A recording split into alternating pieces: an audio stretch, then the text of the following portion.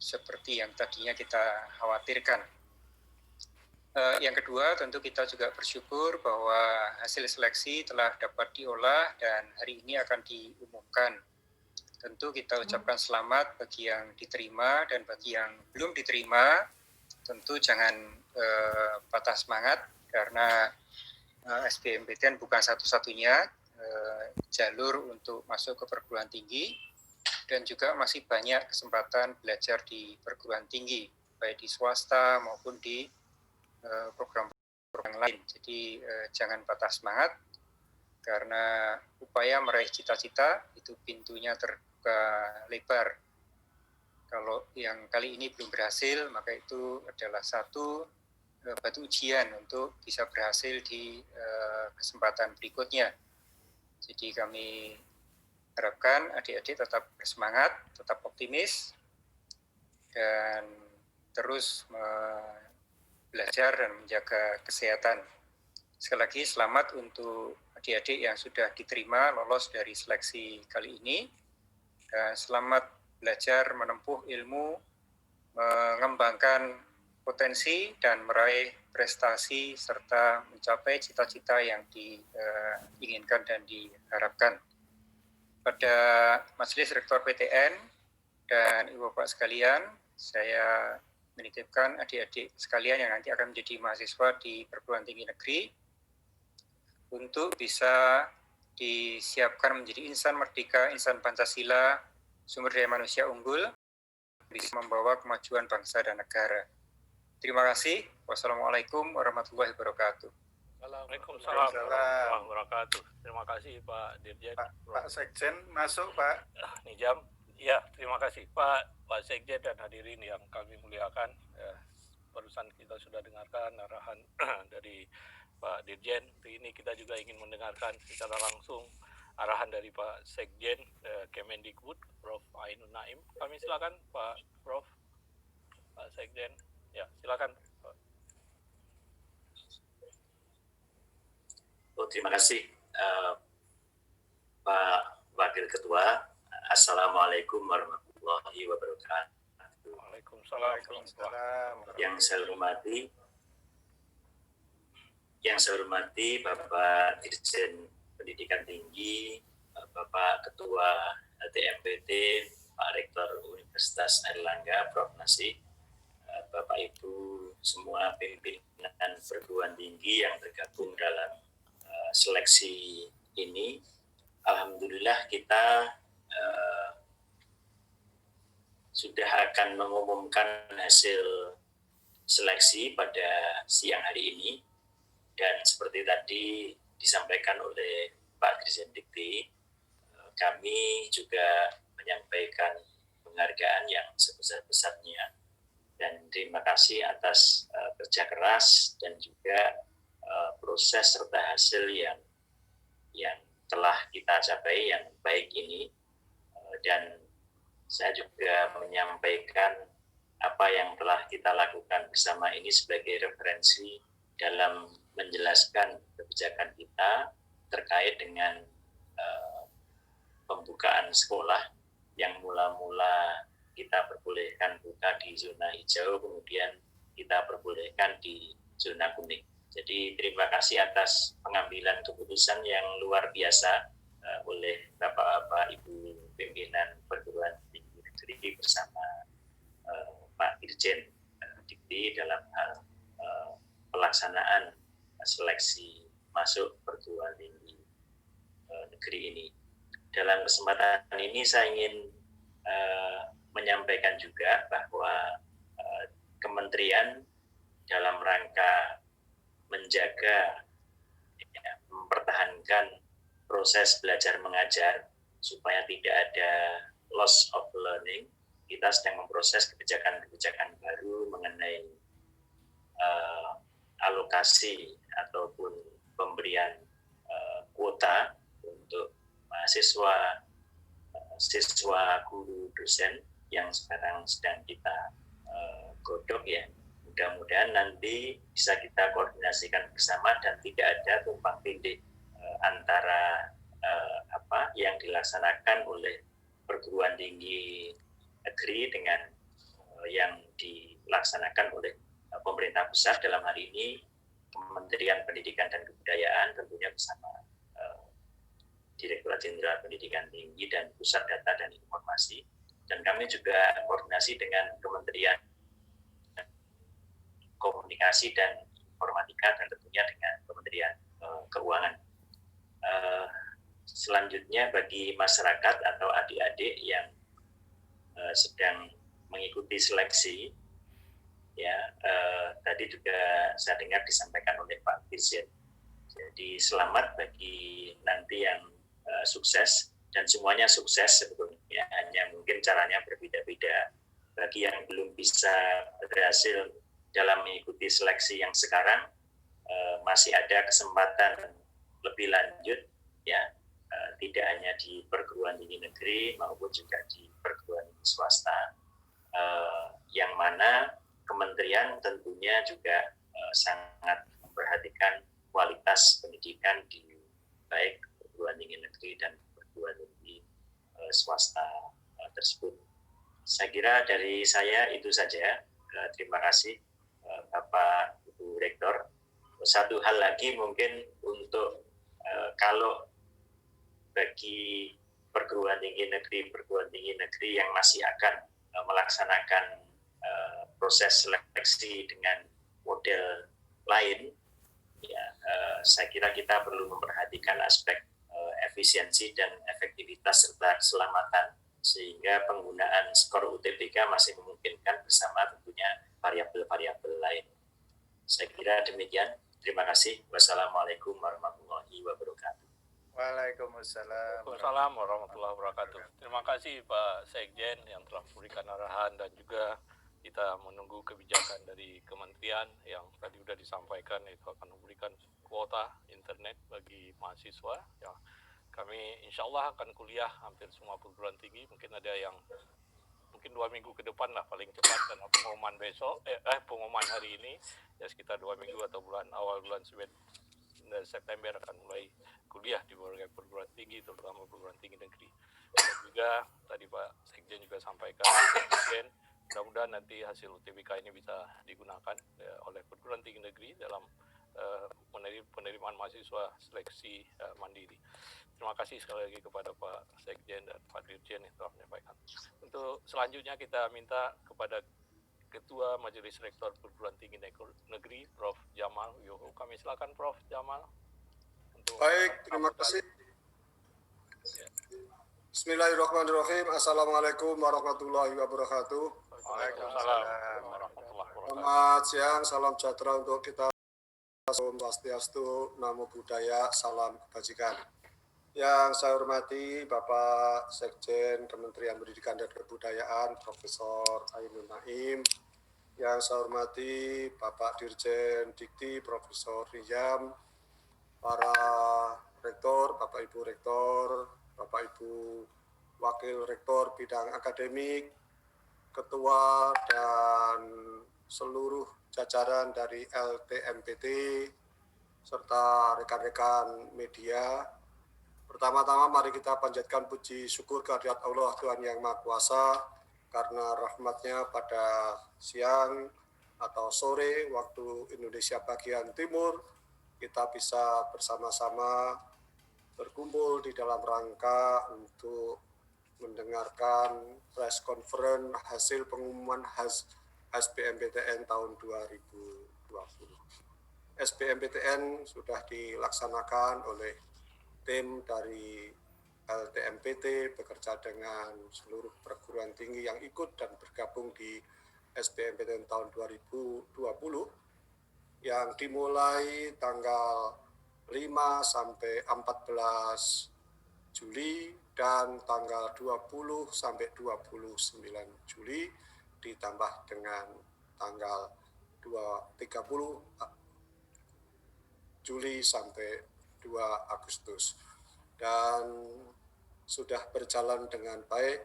Saya ucapkan terima kasih kepada jajaran di lembaga tes masuk perguruan tinggi yang sudah mendesain, melaksanakan, dan alhamdulillah nanti beberapa saat yang akan datang akan segera diumumkan. kepada para calon mahasiswa yang nanti diumumkan dan berhasil masuk pada perguruan tinggi pilihan para mahasiswa, saya ucapkan selamat dan sukses.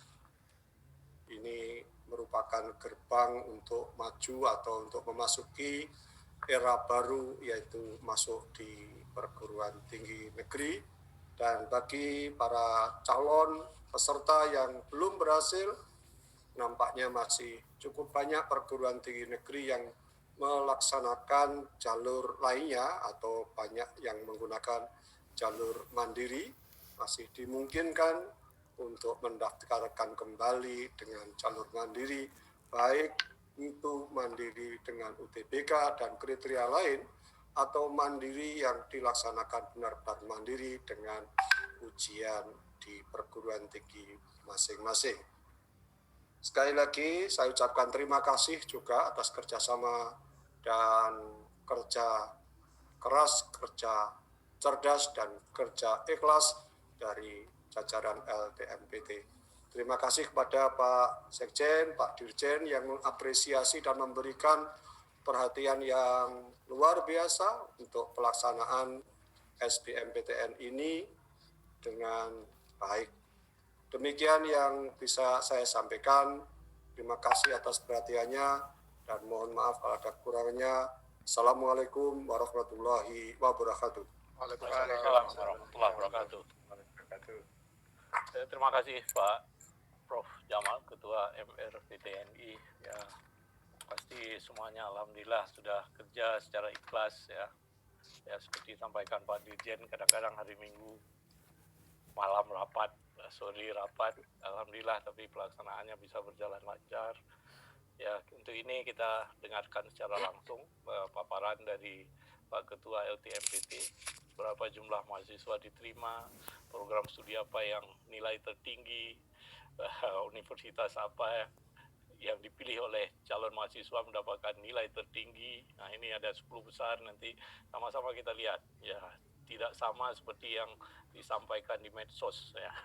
Ada pula. Ya, mudah-mudahan nanti teman-teman namanya saja, Pak. Kami silakan Pak Prof. Nasi ya, sebagai ketua LTMPT. Terima kasih Prof. Samsul. Yang saya hormati, kita hormati bersama Pak Sekjen, Prof. Ainun Naim, Pak Dirjen, Prof. Nizam, Pak Ketua Majelis Rektor, Prof. Jamal, dan kawan-kawan LTMPT, Wakil Ketua serta Ketua Pelaksana, Prof. Budi, dan tim yang hari ini sempat hadir, kemudian juga kawan-kawan media yang amat kami banggakan. Assalamualaikum warahmatullahi wabarakatuh. Meskipun siang dan sore, pokoknya semangat pagi, salam sejahtera untuk kita semuanya. Tugas kami adalah menyampaikan hasil akhir dari perjalanan panjang yang sesungguhnya sudah kita mulai sejak pertengahan tahun 2019 dalam bentuk penyiapan termasuk mengembangkan model tes dan lain-lain. Jadi bukan hanya di tahun 2020 atau menjelang istilah kita COVID, tetapi jauh sebelumnya kami harus sudah menyiapkan materi tes, kemudian merancang berbagai macam hal termasuk mengembangkan sistem yang itu juga tentu harus kami lakukan lagi pada untuk persiapan di tahun-tahun berikutnya. Baik, jadi sebagaimana Bapak Ibu ketahui, kawan-kawan media yang amat kami banggakan, daya tampung dari penerimaan mahasiswa baru kita pada tahun ini dari ketentuan kementerian adalah SNMPTN minimum 20%, SBMPTN minimum 40%, kemudian mandiri atau seleksi lain maksimum 30%. Nah, karena ada yang minimum tentu kalau ada selisih maka biasanya dan seharusnya akan dimasukkan di SNMPTN maupun SBMPTN, kecuali untuk beberapa PTN BH yang memang juga mendapatkan beberapa fleksibilitas dalam komposisi penerimaan SNMPTN, SBMPTN maupun seleksi lainnya sesuai dengan peraturan Menteri Pendidikan dan Kebudayaan. proses yang kami lakukan juga sudah cukup panjang. Lanjut Pak Budi. Halo? Terus saja. Lanjut. Biar segera tayang. Gitu. Nah, ini kerangka waktu SBMPTN secara umum di luar SNMPTN ya. Tentu saja kita sudah mulai pendaftaran mulai tanggal 2 sampai dengan 20 Juni itu adalah pendaftaran UTBK dan SBMPTN. Yang boleh mendaftar adalah mereka-mereka yang sudah punya akun LTMPT dan itu sudah kita buka sejak tahun 2019, tepatnya tanggal 7 Desember. Kemudian pelaksanaan UTBK, tadi Pak Ketua Majelis juga sudah menyampaikan penetapan hasil seleksi. Kami melakukan rapat secara maraton mulai tanggal 10 sampai dengan tanggal 12 oleh para rektor karena memang penetapan ini menjadi hak sepenuhnya dari para rektor. Jadi penetapan diterima atau tidaknya itu kewenangan rektor, bukan kewenangan LTMPT. LTMPT hanya bertugas untuk menyeleksi dan memberikan skor serta nilai dari semua peserta yang ada. Diterima atau tidak, tentu masing-masing rektor yang mempunyai kewenangan di sana. Sehingga guyonan kita adalah kalau ada yang belum diterima ya jangan tanyanya ke LTMPT. Nanti kalau itu Pak Budi terima telepon terus kok saya nggak diterima, itu bukan di kita. Tapi kalau diterima ya terima kasihnya kepada LTMPT juga boleh kan. Kita memfasilitasi saja ya. Baik, kemudian pengumuman insya Allah nanti jam 15 waktu Indonesia bagian timur atau bagian barat atau pukul 17 waktu Indonesia bagian timur. Insya Allah kawan-kawan yang baik yang diterima maupun yang lulus maupun tidak lulus seleksi akan bisa mengunduh sertifikat UTBK mulai tanggal 15 Agustus pukul 15 waktu Indonesia bagian barat. Dan ini yang disampaikan oleh Pak Sekjen tadi, tentu kawan-kawan di semua PTN, bahkan PTS sekalipun, bisa memanfaatkan dan bisa mengunduh secara langsung. Kami juga sudah menyiapkan host to host untuk kawan-kawan PTN yang ingin memanfaatkan nilai UTBK untuk proses seleksi lainnya. Dengan demikian, maka begitu ada yang mendaftar, nomor pendaftaran, nilai tes UTBK-nya sudah akan bisa dikeluarkan. Dengan begitu, LTMPT sepenuhnya memfasilitasi kawan-kawan di PTN, bahkan mungkin PTS dan lembaga yang lain untuk bisa manfaatkan itu. Kemudian berikutnya adalah sebagaimana kita ketahui bersama, pendaftar UTBK SBMPTN adalah 702.420 peserta. Peserta yang mengikuti tes adalah 661.180 peserta juga. Kemudian peserta yang tidak hadir jumlahnya adalah 41.000 sekian. Ini yang menurut saya juga hal yang patut kita syukuri. Alhamdulillah persentase kehadirannya dalam 94, sekian persen. Ini sungguh juga merupakan hal yang sangat baik karena hanya sedikit saja, ya hanya 41.000 yang peserta tidak bisa hadir dengan berbagai macam alasan. Bukan hanya karena COVID, tetapi juga karena banyak alasan yang lain. Tahun-tahun sebelumnya, tingkat kehadiran itu hanya mencapai 80 sekian persen. Tahun ini sudah 94%, sehingga alhamdulillah cukup efektif dan tentu ini juga sangat menggembirakan. Peserta reguler adalah 546.370 sekian. Peserta KIP kuliah adalah 156.000 juga sekian. Ini jumlah-jumlah yang menurut saya cukup bagus untuk kita bersama. Berikutnya adalah, nah ini beberapa hasil dari seleksi yang ingin kami sampaikan sebagai laporannya. Yang pertama dari 702.420 peserta yang daftar, yang lulus SBMPTN, sekali lagi mohon kawan-kawan media, istilah kita adalah lulus seleksi. Lulus seleksi itu masih harus mengikuti beberapa tahapan sehingga yang bersangkutan bisa dinyatakan sebagai mahasiswa atau diterima di PTN yang dituju. Oleh karena itu istilah yang sering kita munculkan adalah lulus seleksi. Lulus seleksi itu belum tentu nanti akan masuk karena ada beberapa persyaratan yang harus tetap diikuti. Misalnya berkait dengan buta warna dan lain-lain, termasuk beberapa persyaratan-persyaratan yang ditentukan sepenuhnya oleh masing-masing PTN. Yang lulus seleksi adalah 167.653 peserta, atau kalau kita persentasekan 23,87%. Ini berarti kurang lebih keketatan secara nasionalnya adalah 1:5 atau 1:5, kurang lebih 1:5. Dari sana kita juga bisa melihat bahwa dari peserta reguler, maksudnya reguler yang non-KIP kuliah, dari 546.370, yang lulus seleksi adalah 123.099. Persentasenya adalah 22,53. Yang menurut saya juga cukup menggembirakan adalah bahwa kawan-kawan peserta yang berasal dari KIP kuliah itu persentase penerimaannya lebih tinggi dibandingkan dengan rata-rata, bahkan juga lebih tinggi dibandingkan dengan yang reguler. Sehingga persentasenya adalah 28,55%. Tentu ini akan sangat menggembirakan bagi kawan-kawan KIP kuliah, termasuk dalamnya adalah pertanda bahwa ada banyak kawan-kawan potensial ya yang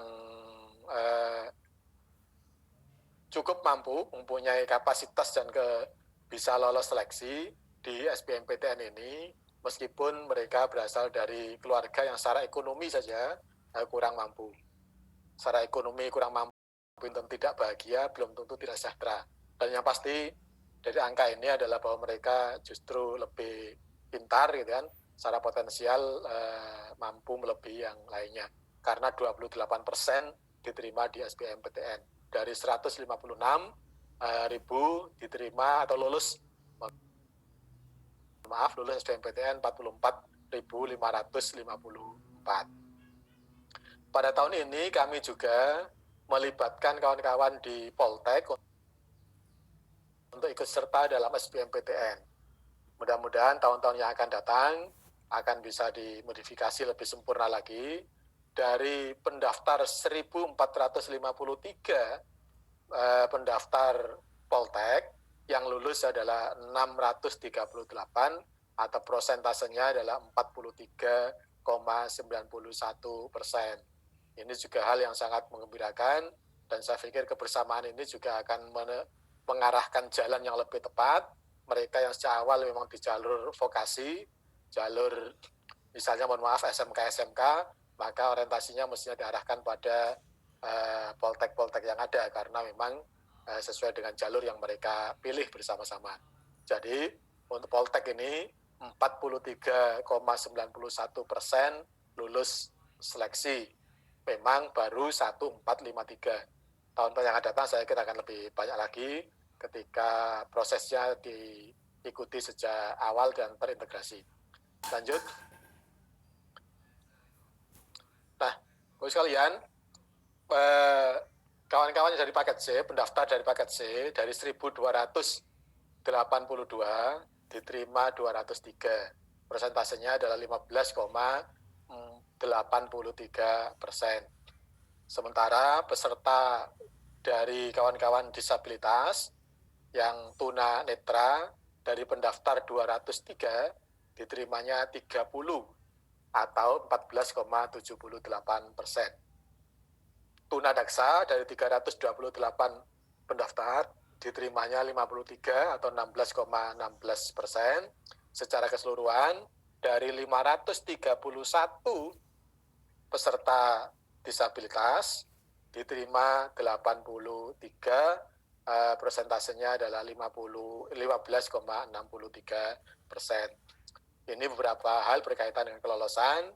Di samping itu juga ingin kami sampaikan pada kawan-kawan di media khususnya bahwa pada kesempatan ini ada beberapa peserta yang mohon maaf kami laporkan juga biar mereka kawan-kawan juga paham yang harus kita diskualifikasi karena tidak memenuhi berbagai macam persyaratan.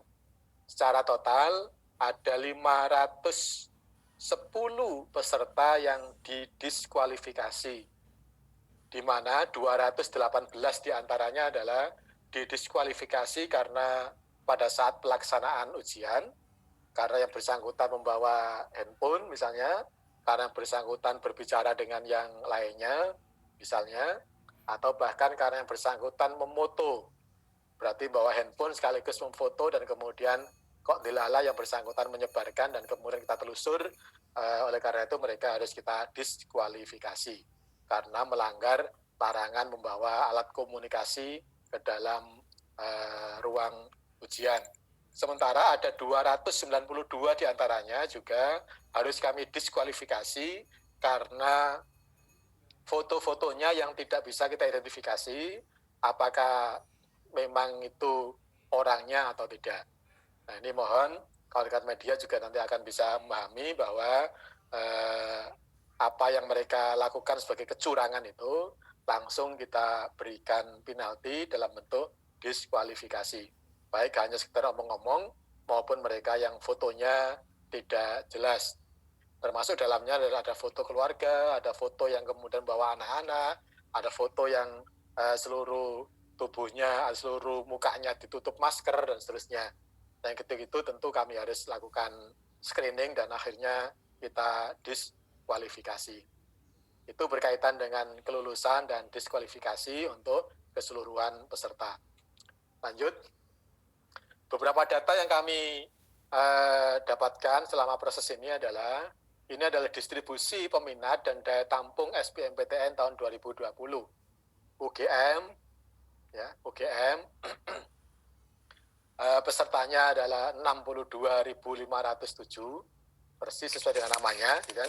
Jadi UGM itu kan M-nya itu kan megah sekali, jadi ya, memang pesertanya pasti akan juga banyak, gitu kan. UGM 62.507 peserta, sementara daya tampungnya hanya 2.454.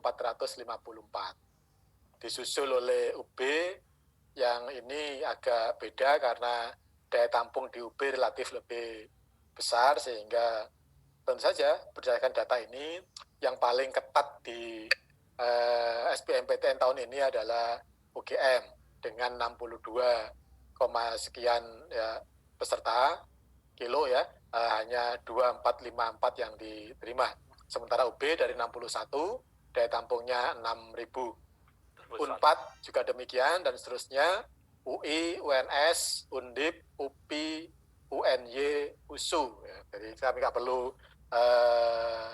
bacakan satu persatu karena saya yakin kawan-kawan media pasti bisa membacanya sendiri. UNER ada yang di urutan sekian ya, jadi saya nggak bisa ngitung malah nih kan. Hanya 31.242 peserta. ITS juga 20.000 nomor sekian. Menang Unsia. Oh, menang Unsia ya, oke. Kawan-kawan Unsia bisa bikin nanti poster untuk Unsia. Gitu. Berikutnya adalah, lanjut Pak, ITB sampai dengan Undana. Ini ITB, IPB, UNUD dan seterusnya, ini ringkasan-ringkasan saja yang angka-angkanya seperti itu. Dan tentu jumlah yang besar belum tentu menunjukkan keketatan karena masih harus kita bandingkan dengan jumlah daya tampungnya. Ya, misalnya kawan-kawan di ITB meskipun yang mendaftar hanya belasan ribu, tetapi karena daya tampungnya juga hanya 1.400 sekian, tentu keketatannya juga kurang lebih sama dengan tempat-tempat yang lain yang mungkin pesertanya 2 kali lipat karena daya tampungnya juga hanya separuh dari mereka. Jadi seterusnya Pak, lanjut. Ini di berikutnya sampai dengan Unpati, Unimal, UTM ya. Bagus nih gambarnya beberapa di UTM ya. di beberapa tempat di sini gambarnya bagus-bagus. Dari Unpati pesertanya peserta yang mendaftar di Unpati 3974, kemudian daya tampungnya 3974. Kemudian Unimal 33. Belum tentu Pak, jadi karena mungkin nanti yang diterima realnya mungkin nggak sampai segitu. Jadi mohon kawan-kawan media juga memahami itu bahwa yang diterima belum tentu sesuai dengan daya tampungnya.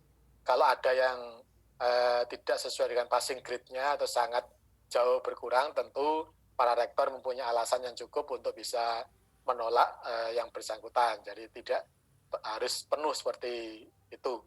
Termasuk dalamnya adalah Unsam, UPL, UPB, Winsu, ini nama-nama yang agak susah kepanjangannya. Lanjut. Ini terakhir untuk distribusi peminat ya. Jadi ISBI Tanah Papua, ya sesuai dengan tempatnya juga ada pada posisi paling ujung. Demikian juga dengan ISBI Aceh, gitu kan, paling ujung juga. Di sini juga ngumpul bersatu berada pada ujung yang paling akhir. ISBI Aceh itu peminatnya hanya 27, daya tampungnya 135. Sementara ISBI Tanah Papua peminatnya 2, daya tampungnya 105. Jadi ini sungguh juga masih banyak peluang yang nanti kawan-kawan bisa ke sana.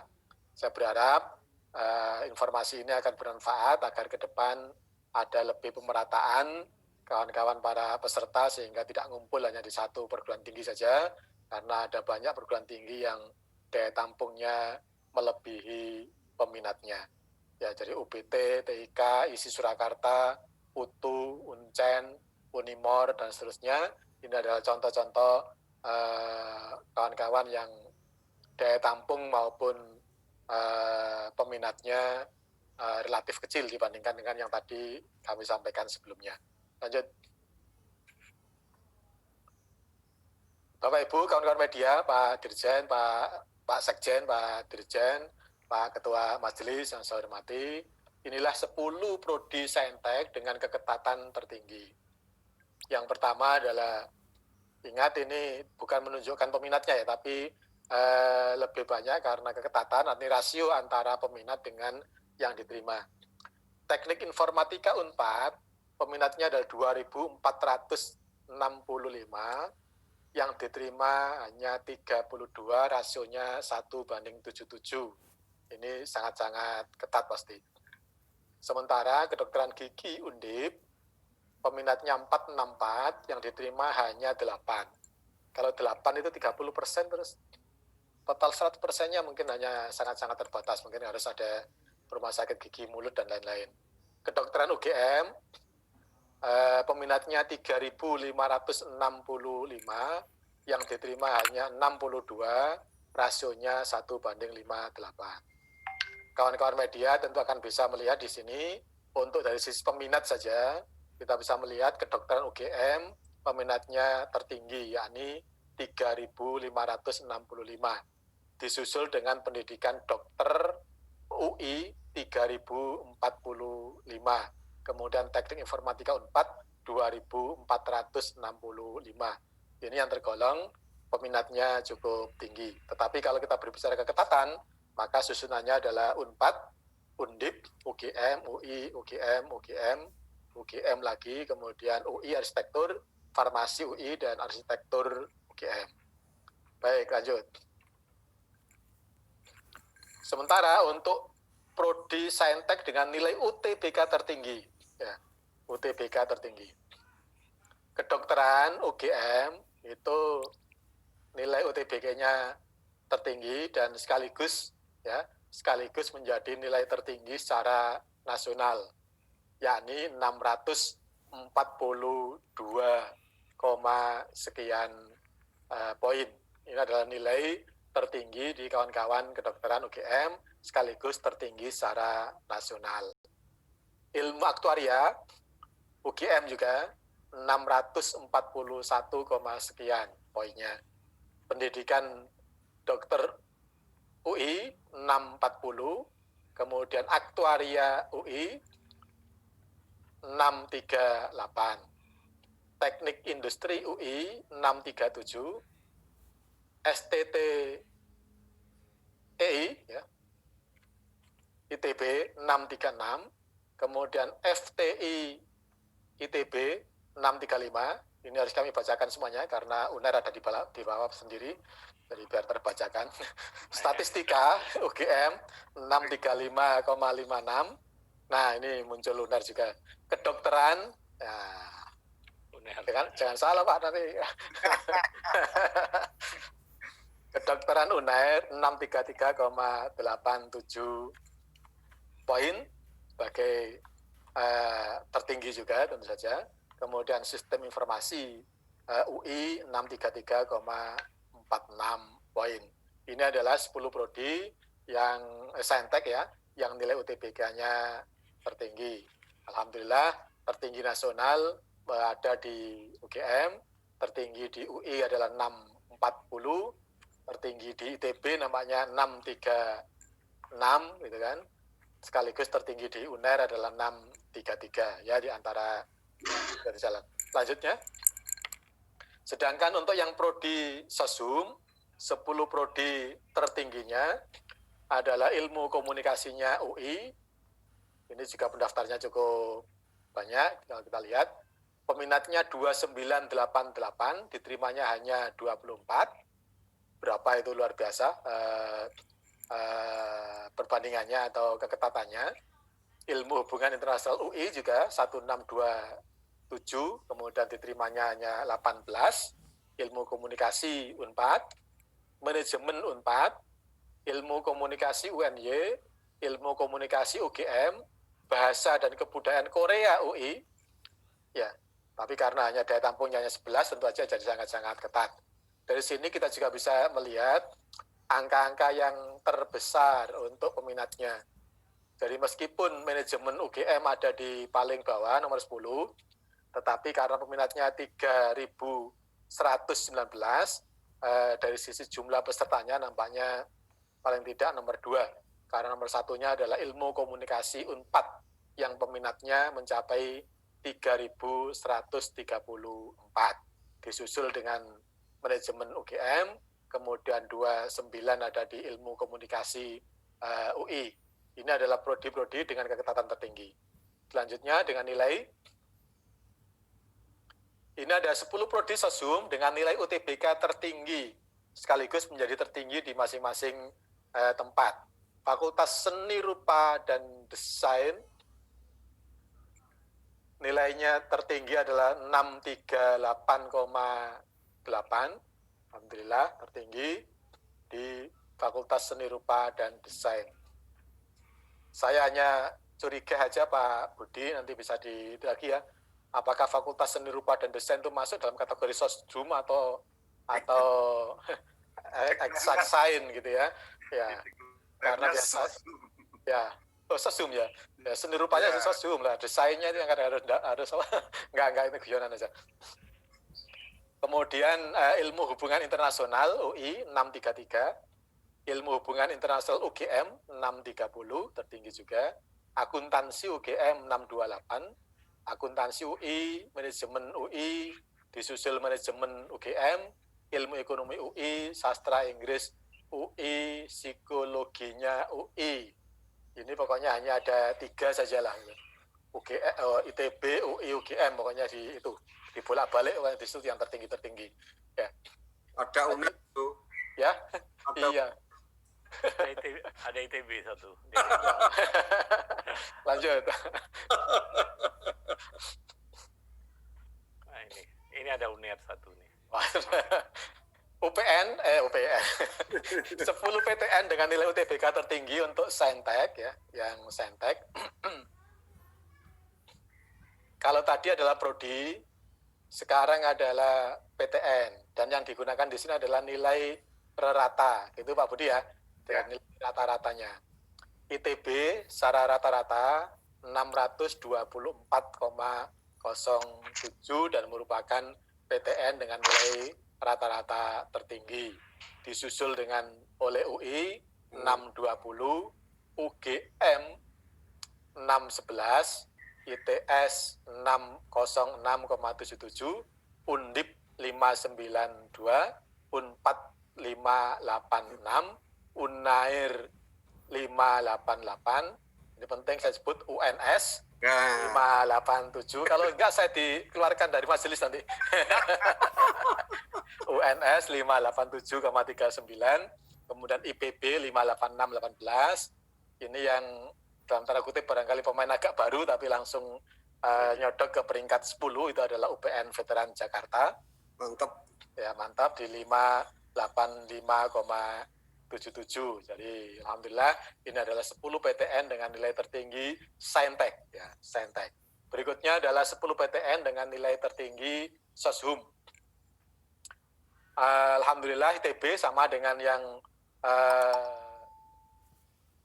teknik atau yang sains atau yang Saintek. ITB dengan 628, UI 608, UGM 608, ITS 586, Undip 583, Unpad 582, Unair 581, UB 572, Veteran Yogyakarta, lagi-lagi ini juga pendatang baru, dalam arti dibandingkan dengan UI, ITB, UNER yang sudah sangat-sangat sepuh gitu kan, UPN Veteran relatif agak baru untuk berada di departemen atau kementerian kita 569,75 dan UPN Veteran Jakarta 569,12. Jadi ini adalah PTN-PTN yang nilai rataannya tertinggi di 10 besar untuk bidang Soshum. Oke.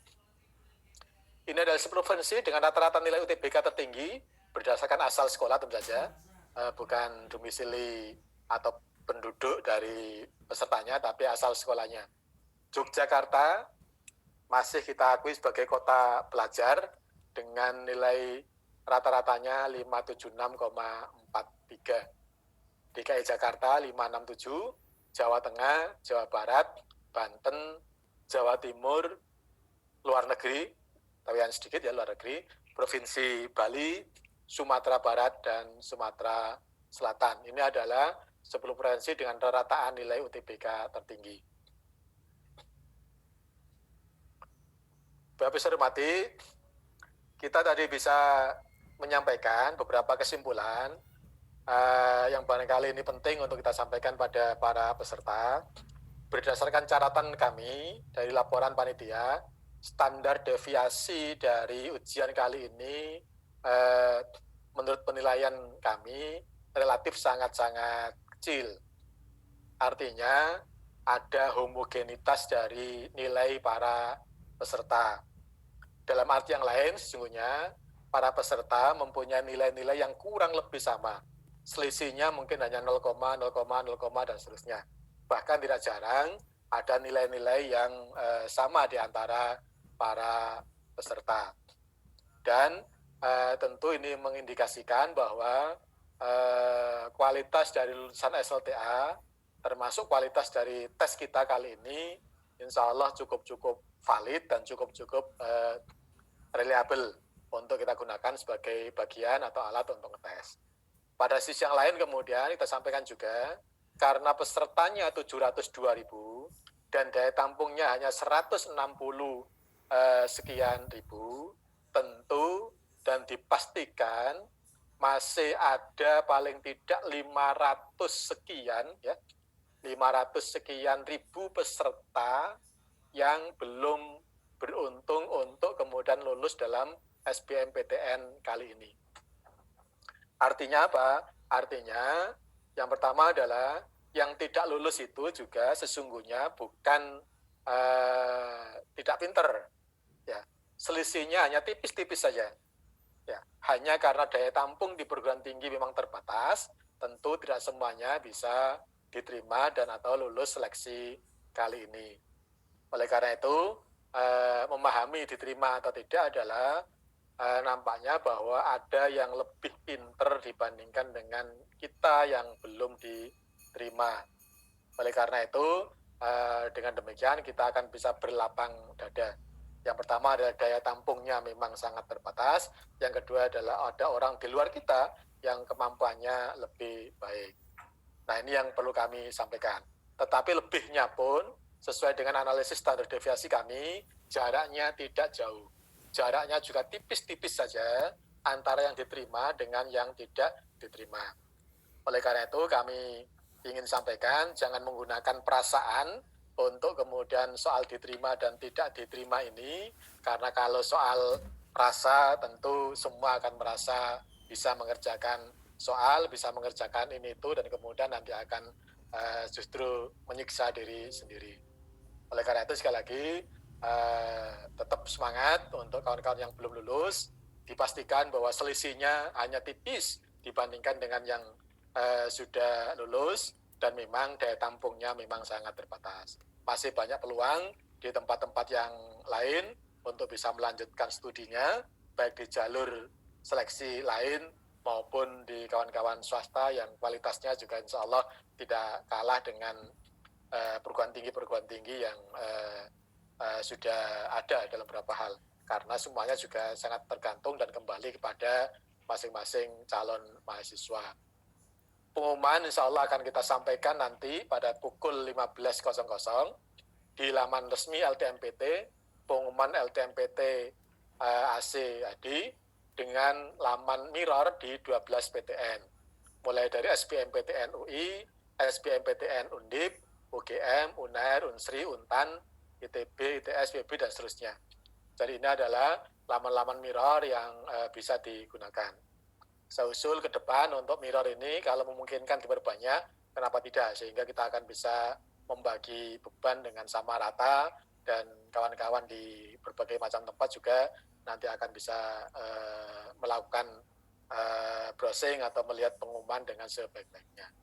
Jadi itu untuk melihat pengumuman. Selanjutnya terus sekalian kawan-kawan media, setelah dinyatakan lulus SBM, masih ada beberapa proses yang harus diikuti di semua atau di setiap perguruan tinggi yang di mana tempat mereka diterima, yakni proses untuk daftar ulang.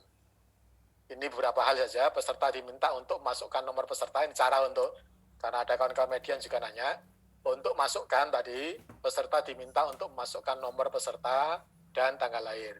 Jika peserta diterima, maka akan muncul tulisan ini, Alhamdulillah, selamat Anda dinyatakan lulus SBMPTN LTMPT tahun 2020. Jika peserta belum lulus, akan ditampilkan peserta atas nama bla bla bla bla dengan nomor peserta sekian dinyatakan tidak diterima pada SBMPTN LTMPT 2020. Jangan putus asa dan tetap semangat. Kesempatan masih terbuka di berbagai macam tempat. Lanjut. Ini contoh-contoh saja mekanisme pengumuman melalui internet ya, pengumuman hasil seleksi SBMPTN, laman dan seterusnya tentu akan bisa dilihat dengan sebaik-baiknya. Ini juga contoh-contoh. Lanjut. Namanya juga tentu ya nama contoh gitu kan. Ini jangan kemudian disalahartikan kok ada Cristiano Ronaldo di ITS gitu kan, nanti susah, contoh aja jadi kan contoh ya. Lanjut. Ini pengumuman hasil seleksi SBMPTN dan seterusnya. Tapi intinya mereka-mereka yang lulus nanti dari seleksi SBMPTN kali ini masih harus mengikuti beberapa proses di masing-masing perguruan tinggi.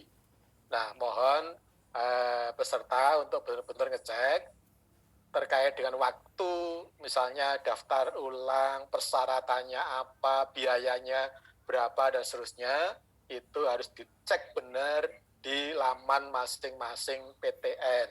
Karena masing-masing PTN mempunyai peraturannya sendiri-sendiri, mempunyai UKT-nya sendiri-sendiri, dan juga mempunyai persyaratannya sendiri-sendiri. Sehingga kejelian untuk mengikuti itu akan sangat menentukan untuk diterima atau tidak diterima. Mungkin saja karena kita salah membaca jadwal, gitu kan, pendaftaran ulang, dikiranya tanggal misalnya 30 Agustus, tapi ternyata yang tertulis di sana adalah tanggal 15 Agustus, ya sudah, Anda pasti akan kehilangan meskipun Anda dinyatakan lulus SBMPTN, tapi Anda tidak bisa diterima di PTN itu karena salah jadwal pendaftaran ulang. Ya, jadi mohon kawan-kawan media membantu kami untuk juga menyebarkan, untuk benar-benar memeriksa persyaratan dan prosedur untuk daftar ulang di berbagai macam perguruan tinggi di mana yang bersangkutan diterima. Ini akan menentukan diterima atau tidak diterimanya, bisa kuliah atau tidak bisa kuliahnya untuk ke perguruan tinggi tersebut. Satu hal yang penting adalah juga kami ingin sampaikan, kawan-kawan yang sudah dinyatakan diterima, yang ternyata kemudian bukan KIP kuliah, tetapi benar-benar berasal dari keluarga tidak mampu, kami sangat berharap juga langsung berhubungan atau menghubungi PTN yang bersangkutan untuk kita fasilitasi. Kita semuanya tidak ingin ada peserta yang lulus yang kemudian karena aspek ekonomi kemudian tidak bisa daftar ulang, kemudian tidak jadi masuk PTN, tentu sangat disayangkan. Oleh karena itu kami sangat berharap agar kalau ada kesulitan-kesulitan seperti itu langsung menghubungi PTN yang bersangkutan, bisa wakil rektornya, bisa direkturnya, atau bisa siapa saja di sana, untuk kemudian kami akan siap memfasilitasi untuk mempermudah jalan mereka mencari atau memperoleh ilmu pengetahuan yang dibutuhkan. Demikian yang bisa kami sampaikan.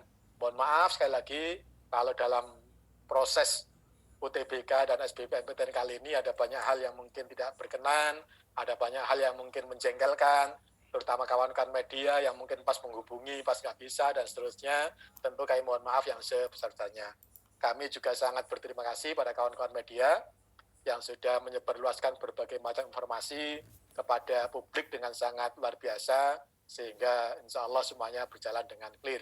Kami juga sangat mengapresiasi dan berterima kasih pada kawan-kawan rektor dan kawan-kawan LTMPT, serta tentu saja kami sangat menghormati dan sangat membanggakan kawan-kawan di kementerian yang sudah mensupport penuh kami, termasuk untuk pembiayaan KIP kuliah yang alhamdulillah tahun ini bisa turun dengan sempurna. Terima kasih Pak Dirjen, Pak Sekjen sudah membackup dan mensupport kami dengan sungguh luar biasa. Juga para rektor tentu saja, khususnya juga kawan-kawan di Majelis Rektor, Pak Ketua Majelis juga luar biasa semangatnya untuk kami bisa tetap bersemangat juga menyelesaikan tugas ini dengan sebaik-baiknya. Terima kasih. Assalamualaikum warahmatullahi wabarakatuh.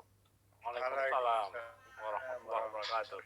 Terima kasih Prof. Nasih, Pak Ketua LTMPT, Pak Sekjen, Pak Dirjen, Pak Ketua MRPTN, dan Bapak Ibu semuanya yang telah berhadir. Pasti teman-teman wartawan ingin melakukan konfirmasi atau ingin bertanya untuk lebih jelasnya beberapa hal, mungkin kami silakan untuk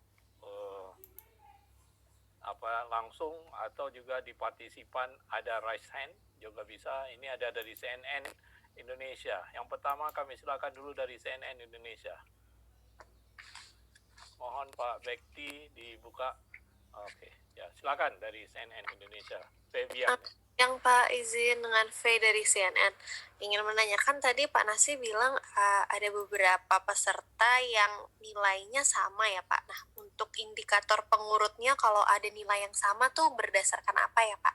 Terus yang kedua mungkin izin boleh bertanya kepada Pak Jamal, apa kalau dari instruksi Menteri kan mahasiswa tetap harus melakukan PJJ ya Pak. Nah, setelah mahasiswa yang keterima SNMPTN dan SBMPTN maupun jalur mandiri dari MRPTN, apakah memastikan pasti melakukan PJJ semester ganjil ini Pak, dan bagaimana rencananya terkait masa orientasi dan penyesuaian mahasiswa di lingkungan baru tanpa tatap muka begitu Pak. Terima kasih. Ya, terima kasih.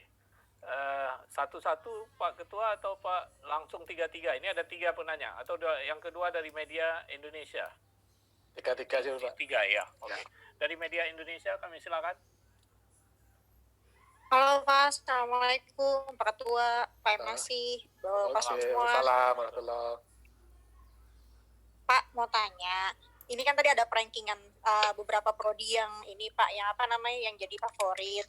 Nah Pak, bisa dijelasin nggak Pak, ini sebetulnya dari rankingan itu yang mana saja prodi paling favorit 1 sampai 5 dan prospek kedepannya sebut Pak. Terima kasih. Oke, terima kasih. Wah, ini prodi favorit ya. Semua universitas pasti ada favorit. Tadi ada yang disampaikan oleh Pak Ketua, ada 10. Ya, kita lanjut Mbak Rini, Kedaulatan Rakyat. Rini Suryati. Ya, terima kasih Pak Rini dari Kedaulatan Rakyat. Pertanyaan yang pertama kembali ke prodi favorit tadi. Mungkin juga ada perguruan tinggi favorit yang dipilih mahasiswa. Mungkin yang kedua yang tidak favorit apa ya? Yang kurang favorit deh. Yang kurang favorit apa yang kurang diminati ada nggak Pak yang peminatnya sedikit? Ada. Itu mengantisipasi agar para mahasiswa itu atau tips biar diterima di PTN favoritnya. Kemudian yang kedua, berapa PTN yang memakai sertifikat hasil UTBK ini untuk pendaftaran di jalur mandiri, Pak? Yang pertama, yang kedua. Kemudian untuk daftar ulang, adakah persyaratan khusus dari hasil rapid test untuk daftar ulang di masing-masing PTN tersebut? Terima kasih. Ini banyak pertanyaan. Yang tidak favorit, apa mau kuliah Mbak? Oke, kita yang pertama meminta Pak Dirjen tadi mengenai kuliah, walaupun ditanya ke MRPTN, tapi saya ini karena ada kebijakan di Kementerian mengenai kuliah tatap muka, karena kita di MRPTN sudah ada, tapi Pak Dirjen, biar Pak Dirjen yang menjawab. Kami silakan Pak Dirjen. Baik, terima kasih Pak Samsul. Jadi untuk perkuliahan semester depan ini kan kita sudah sepakat untuk tetap daring dulu. Sekali lagi untuk demi keselamatan, kesehatan adik-adik mahasiswa semua dan kita semua. Tapi kalau itu terkait dengan kelulusan ya, seperti misalnya tugas akhir, skripsi, tesis, disertasi, ya tentu tidak bisa kita halangi, jangan sampai nanti kelulusan adik-adik tertunda. Termasuk juga misalnya praktikum yang akan diselenggarakan yang tidak bisa tergantikan dengan daring. Ini kita agendakan atau kita jadwalkan agak lebih akhir di masa semester depan ini, dan kita selenggarakan dengan protokol yang sangat ketat gitu, supaya jangan sampai perguruan tinggi itu menjadi klaster baru.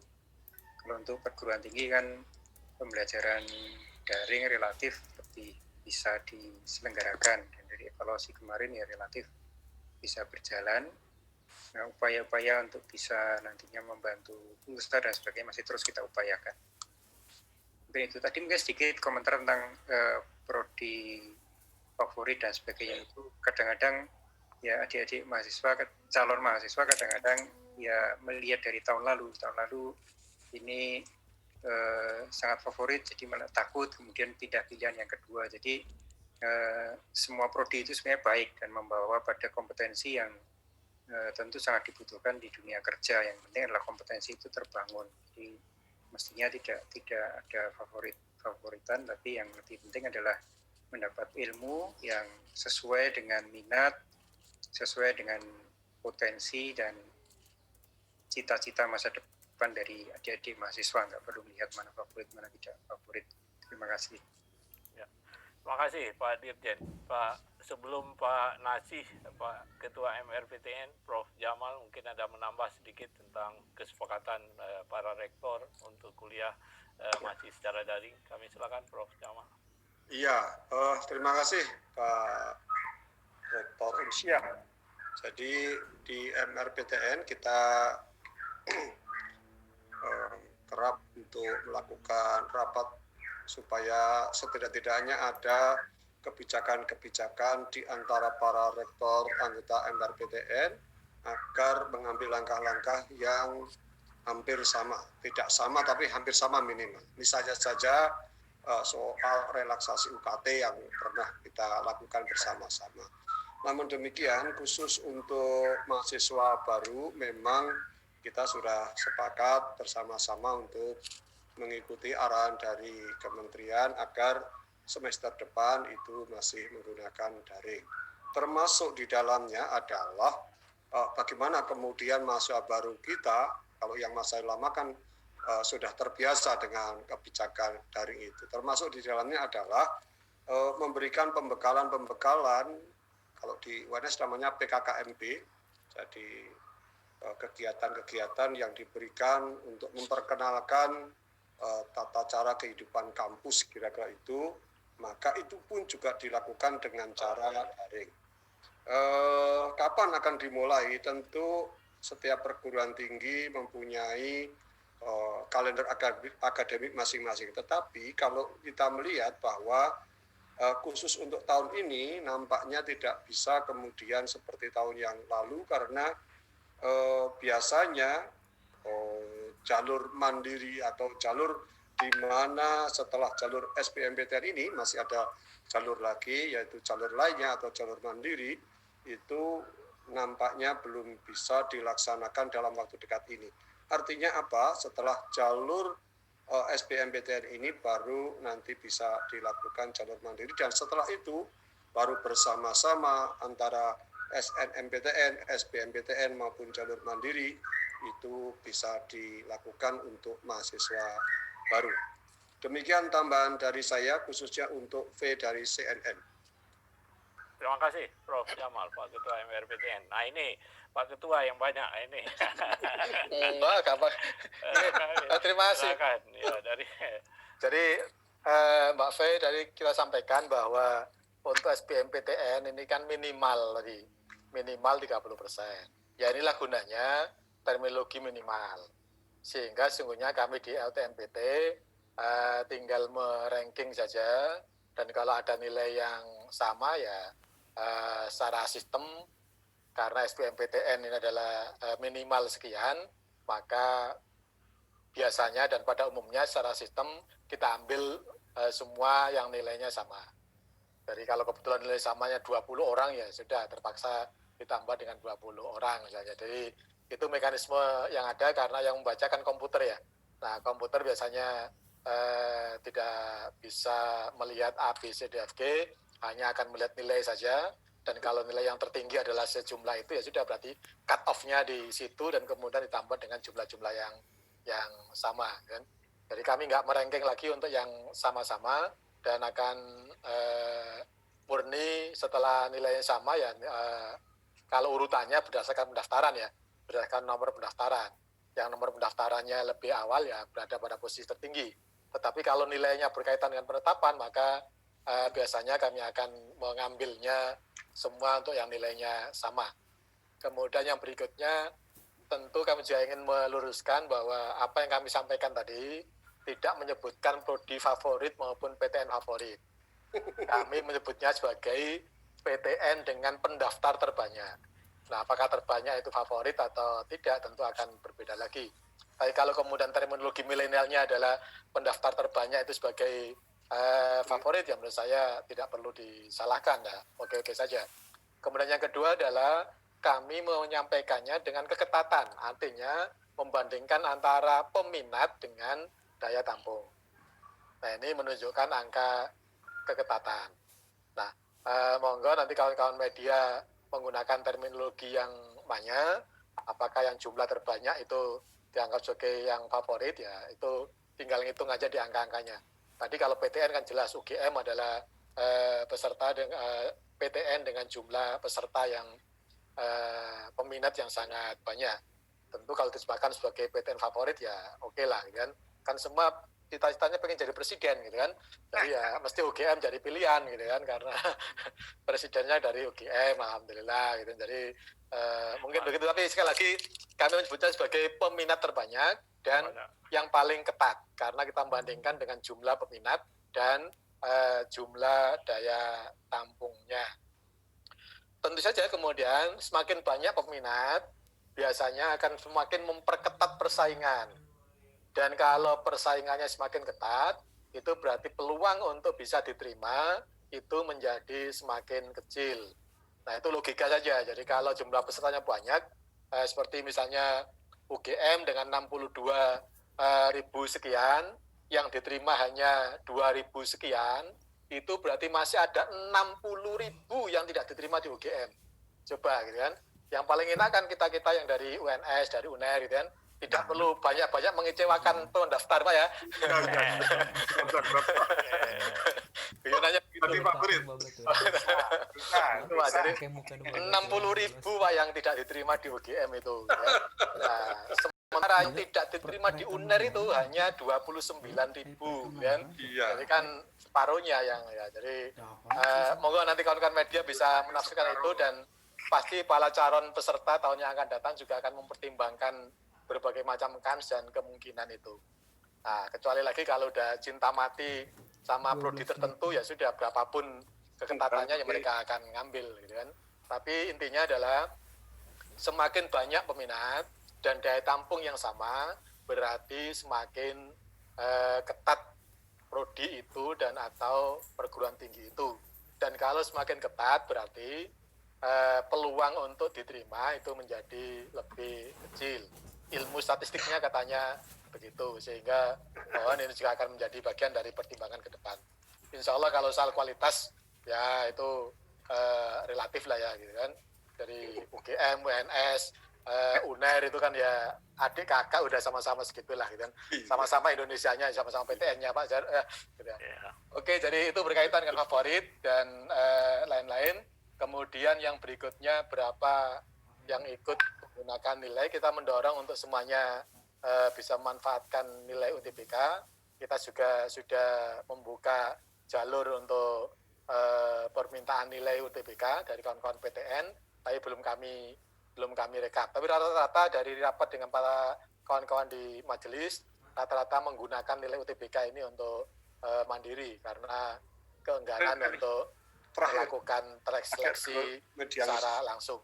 Demikian yang bisa kami sampaikan untuk 3 pertanyaan. Ya, terima kasih Pak Ketua. Nambah sedikit Prof. Samsul. Terima kasih. Ya, Prof. Budi. Jadi sebenarnya semua favorit di PTN. Betul. Tapi juga tadi ada 30 PTN ya. Sebenarnya itu juga perlu diinfokan ke anak-anak kita, sehingga ini kan jumlah mereka yang mau ikut uji peminat dengan yang diterima itu hampir imbang. Nah, sehingga kemungkinan untuk lulus di 30 PTN itu juga sangat besar sebenarnya, hampir 70-90%. Kita minta Prof. Budi untuk mohon izin menambahkan apa yang tadi sudah disampaikan Pak Ketua kaitannya dengan 2 hal. Jadi yang pertama pertanyaan bagaimana seleksi kalau nilainya sama gitu. Tadi sudah disampaikan oleh Pak Ketua prinsip itu prinsip umum, kebijakan umum seperti yang disampaikan oleh Pak Ketua. Tapi alhamdulillah seleksi yang kita lakukan kali ini, artinya di tahun 2020 itu tidak ada yang nilainya sama yang diterima itu. Ya, jadi sebagai contoh kayak FK UGM tadi pendaftarnya 3.500-an hanya diambil 60 orang, ya, itu 1 sampai 60 itu nggak ada yang sama. Karena apa? Karena kita mempunyai nilai UTBK itu 3-4 angka di belakang koma. Jadi koma-koma itu yang saya kira sebagai pertimbangan. Tapi sekali lagi tidak ada yang sama untuk semuanya. Ya, itu yang pertama. Kemudian yang kedua, tadi yang kaitannya dengan jumlah tadi, itu memang dari tahun ke tahun, dari peminat itu, dari tahun ke tahun itu selalu bergeser. Salah satunya mengapa tahun ini taruhlah yang tahun lalu UGM itu peminatnya agak tidak sebanyak sekarang, ya, itu karena tahun yang lalu nilai UTBK sudah kita umumkan dulu sebelum mendaftar.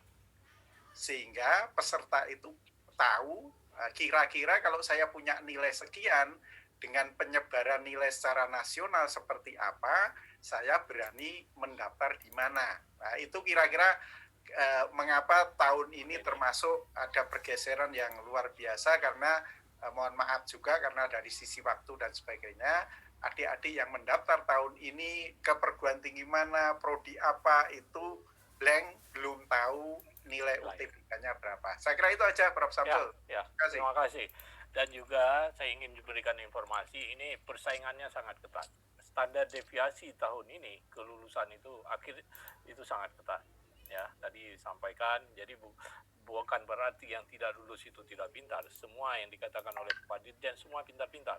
Tapi karena kuota tadi, seperti UGM, UI, kuota di kedokteran ada berapa 50, ada yang prodi teman kuotanya cuma 8 orang sehingga persaingannya sangat ketat ya, seperti FKG di Unpad. Nah, tadi kita lihat ya, mudah-mudahan tetap semangat ini, terutama anak-anak kami yang belum diterima di prodi yang dipilih.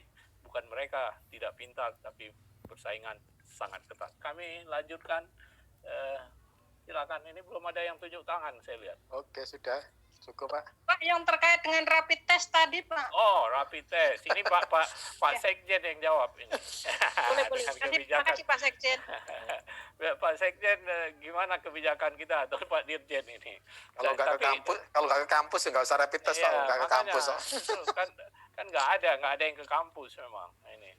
Cuman kebijakan nanti di Silakan Pak, biar Pak Sekjen sambil untuk menutup pertemuan kita karena nggak ada pertanyaan lagi. Okay. Kami silakan Pak Sekjen, Prof. Ainun Naim untuk memberikan beberapa hal sambil nantinya untuk menutup pertemuan kita pada sore yang berbahagia ini. Kami silakan Pak Sekjen. Halo. Pak Bekti, Pak Sekjen masih gabung nggak ya? Tadi masih ada. Atau Pak Dirjen, kalau nggak ada Pak Sekjen, Pak Dirjen untuk pertemuan. Sekjen sudah keluar.